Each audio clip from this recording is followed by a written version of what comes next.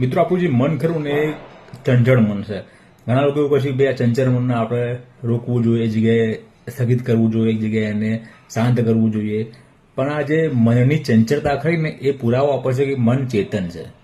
કારણ કે જડ નથી, જડ હોય તો એક જગ્યાએ બેસી જાય, પણ ચેતન છે એટલા માટે ચંચળ છે. આપણે કરવાનું શું છે ખબર છે? એને ભટકતું અટકાવવાનું છે. ભટકતું અટકાવવાના બે રસ્તા છે.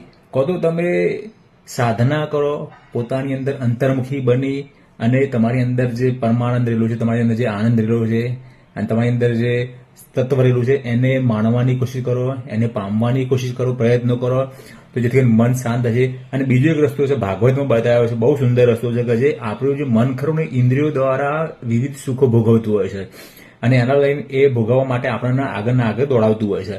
તો આપણી ઇન્દ્રિયોના જો પ્રભુ માર્ગે કે તમે જો કોઈ પણ ભક્તિમાં કોઈ પણ માતા પિતા માતાજીને કે ભાઈ ભગવાનને માનતા હો ને એની ભક્તિ કરવાનું તમે ચાલુ કરો ને એટલે ધીરે ધીરે આપણું મન ખરું ને એ શાંત થશે.